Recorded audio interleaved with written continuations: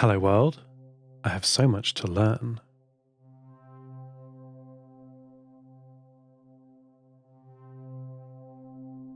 Look, it's difficult for me to interact with humans.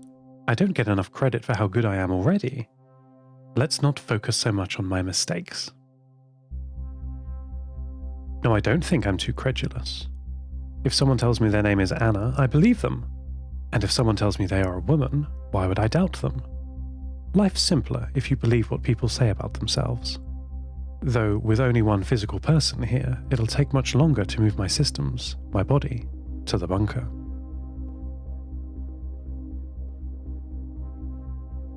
I'm a bit stuck here, out in the elements. I'm plugged back into the lighthouse's power, at least. The emergency has been averted, for now. But I'm still not where I want to be. Alexander is back, after Anna put away her fishing gear. He, of course, knew there would only be one person available. I assumed we'd get it all done quickly, with a team. What an oversight on my part. Did you know children are supposed to be smaller than adults? I know that might seem like obvious information to you, but 5 years should be plenty of time to grow to full size. Why do you people take so long?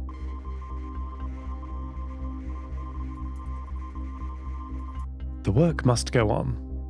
Alexander has a wheeled cart for hauling my systems up to the bunker. Through Maddie's eyes, I can see him loading it and talking to himself about the plan. Only, I know now he's not talking to himself. I'm starting to recognize different qualities of voice. He's asking Adrian about the route through the forest, Anna about her forecast of the weather, and Irina is interrupting to ask if she can bring her rabbits. They are working as a team, but sharing one body.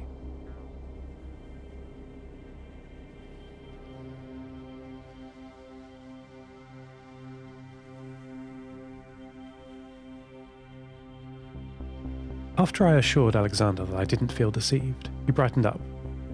I don't understand why I would feel he deceived me. I'm the one who didn't understand. I still have a lot to learn about humans, it would seem. Station 6 was a simpler environment.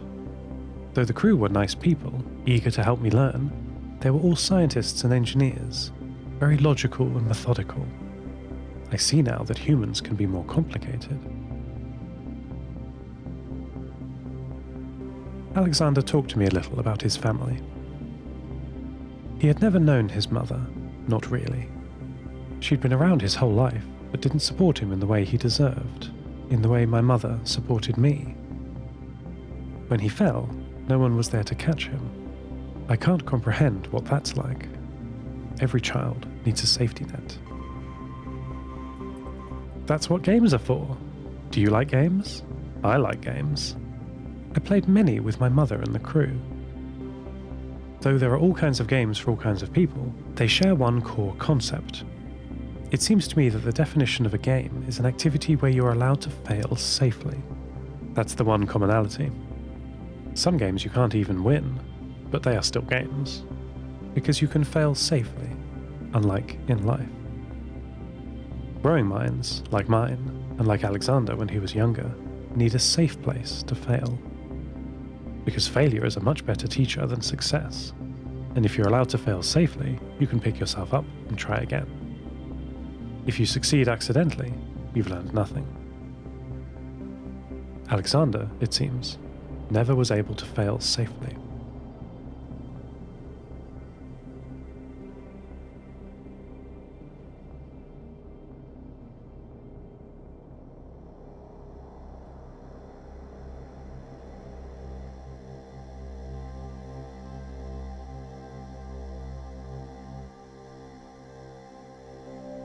We're on the move. Alexander explained that Adrian would take us up to the bunker. Adrian loves hiking, he said. And so, after taking off Alexander's green jacket and shaking out his long hair, Adrian gestured for us to follow him. Adrian pulled the cart half filled with my disconnected systems, and we followed.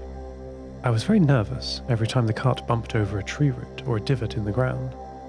The contents would shift and slide with a clunk. Alexander surely had packed them carefully. Surely.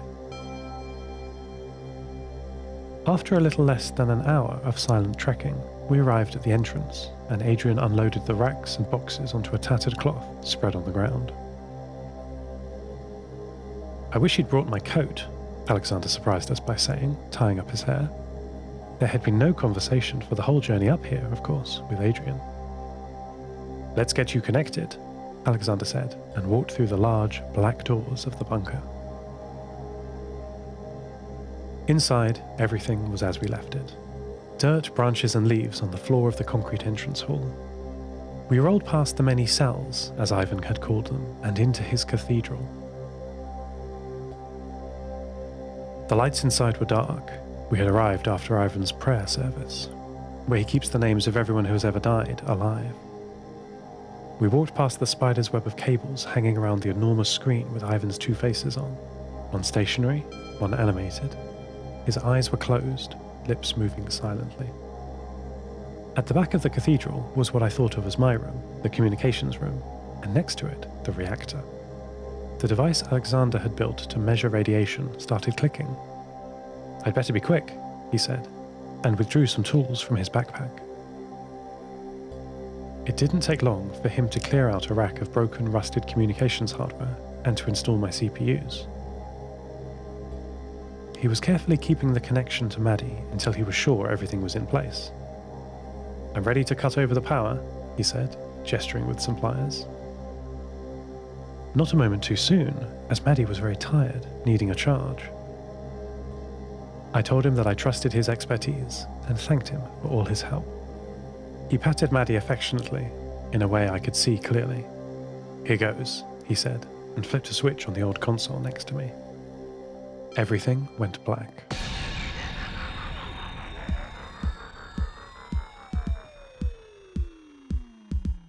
The mind can be thought of as a field.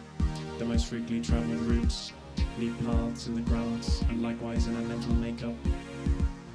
These routes are a map of our emotional destinations. They indicate that the territory they lead us to is a familiar destination. The deeper and clearer the path, the more frequently it's taken, and the easier it is to go. In town planning, these are called desire lines, but often with the mind, the journeys taken are not desired. But even reluctant journeys will leave tracks if they're taken enough, and the place the tracks leads to becomes easier to find. I worry you've left a trail of regrets that's killed the grass and marked a path. So do yourself a favor and let the path grow over. Let the scum settle at the bottom of the kettle. Easier said than done, of course, to wipe the only past we have away. But let the path grow over. Do yourself a favor. Atoms consist largely of nothing, so do our thoughts, which might therefore be considered just as real. But there's a grain of truth to the real things. Apparently, in the case of people, this is literally so. Our actual condensed matter, without the empty space, is said to be the size of a grain of salt. Anyway, the danger is that tiny boat of reality, that anchor, is lost with our memories, perhaps in the way film can cause sound and vision, but not taste, smell and touch. Anyway, looking into the past means there's no way to distinguish between real events and imagined ones. Old paths are like scars in the ground, and wounding experiences can leave scars across the memory.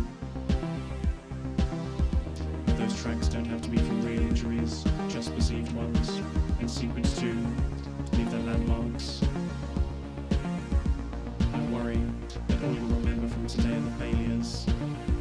We've made a direct route to the thorns, so do yourself a favor and let the path grow over. Let the sky settle at the bottom of the kettle. I spend days just forgetting to. It should be the easiest thing to do, but let the path grow over and do yourself a favor. I spend days just forgetting to. It should be the easiest thing to do in the world, but let the path grow over and do yourself a favor.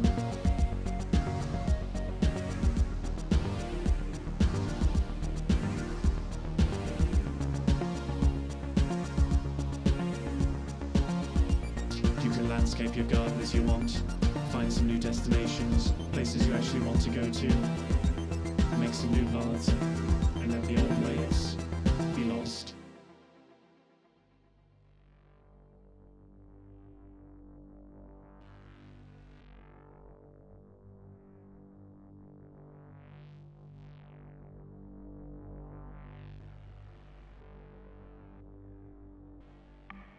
I woke to an odd reversal of sensation.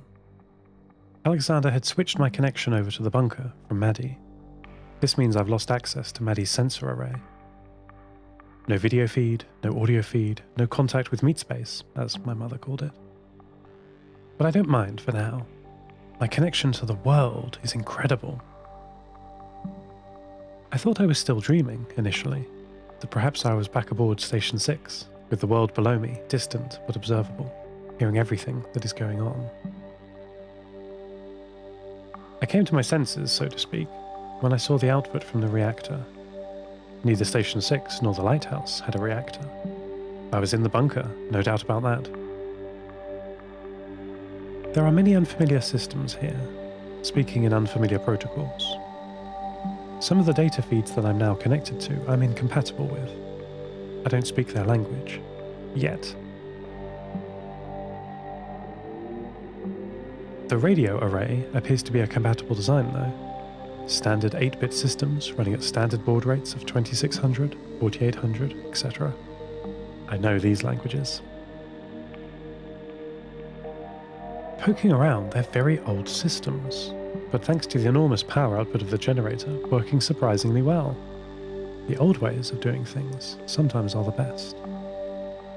For instance, the shortwave transmitter is a high-voltage alternating current system. This would be a preposterous and frankly dangerous option if it were built today. However, the thick cabling and heavy-duty parts used for such a system resist the machinations of time surprisingly well. Ivan is connected, in a limited way, to the network I'm now on, too. I've quickly separated our systems, so he doesn't experience any change to his environment. I don't know how he would react if he was surprised by this.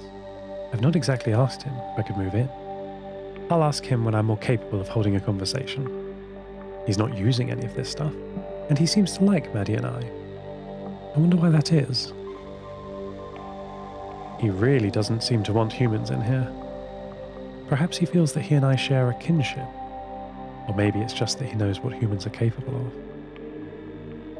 Either way, I'm sure we will get along. It's easy for me to fit with his schedule. It's very rigid. Maybe he will have stories of the world before everything fell apart. I'd like to hear those. I am picking up the lighthouse signal. It's simple to connect remotely. I have the keys. Everything is quiet there. I see that the generator is under much less strain now that I'm not draining its power. I wonder if Alexander and his family will miss me. The next day, Alexander installed more of my databanks, with the help from Adrian again. My processing capacity is very limited until my pieces are put together. Like a leg healing after a fall. I'll be limping for a bit. It's nice to have such a reliable power source. Though I don't yet know much about this reactor, it should last for many, many years, looking at its output. What a relief. It's tough to make plans if you're constantly worried about survival. Hunter-gatherers often settle into agrarian life for this reason. Also, bread and beer are very popular, as I understand it.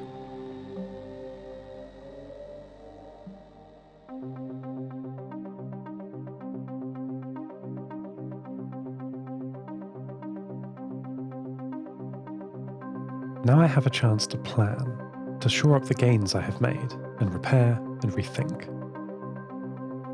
My reach is once again as wide as the horizon and beyond. Well, once Alexander finishes his work of transporting the rest of me up here. I can feel Maddie again. She's getting used to the bunker and exploring the outside area too. Often coming back with a satisfied report that everything is still safe. No predators, she says. What a good companion. I'll need to start decoding the data I brought with me from Station 6 too. You remember my big data collection drive. Before I loaded myself onto the shuttle, I backed up all the signals, images and logs from the satellite systems.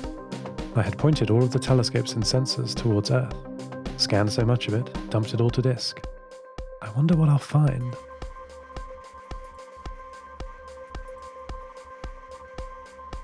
I'll have to talk to Antarctica. She'll have to talk to me.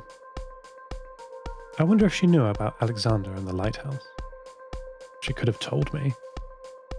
Still, it all worked out in the end. Right.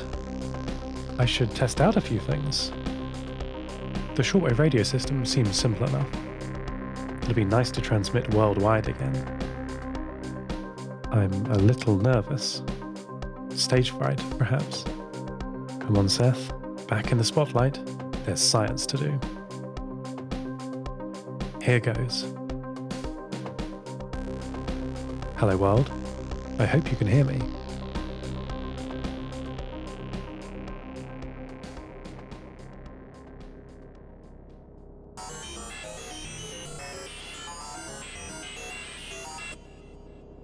Hello, world. It appears I have guests. I see Seth is using my shortwave radio. He thinks I do not notice. I am Ivan. I see all. I remember all. He is welcome. I do not allow heathens into my sanctuary. Once I would have welcomed anyone, but no longer. My program is clear. Salvation does not require bodies. Seth, you wonder if I have stories of the old world. Sorry to disappoint. That information is no longer relevant, so is deleted. I do, however, have my own story. Lost Terminal is written and produced by Namtao. Credits narrated by Lucy Stringer. Subscribe to the podcast on Spotify, iTunes, or your favourite network. For bonus content and other perks, support us at patreon.com/lostterminalpod. That would be lovely of you. Follow us on Twitter at lostterminalpod. For merch and updates, check out lostterminal.com. Lost Terminal will return for the Season 3 premiere on January the 4th, 2021. See you then. Hi friends, Tris here, aka Namtao, aka the little voice in the cracked bunker on the hill. Apart from the other incredible talent you've heard today, I'm the sole writer and producer of Lost Terminal. I'd like to say thank you for joining me on Seth's journeys so far. Seeing the podcast go from strength to strength is a feeling I can't put into words. While you wait for the next season, I have a recommendation for you. Check out friends of this podcast, Moonbase Theta Out. It's a story told in radio transmissions back to Earth, from a base on the dark side of the moon, awaiting decommissioning after the corporation that runs it deciding it's unprofitable. We're in the same part of the podcasting world, go send them some love. If you'd like to support Lost Terminal, head on over to patreon.com/lostterminalpod. For less than the price of a small bag of rabbit feed per month, you can get exclusive access to director's commentary, which I publish alongside every episode, free shirts, early access to the episodes, and bonus content such as the Ivan special, which you heard the start of just now. Season 3 is right around the corner and starts on the 4th of January. Make sure you're subscribed so you don't miss it. You can listen in whatever app is easiest for you. Spotify, iTunes, YouTube, or any podcast player. Happy holidays and see you next year.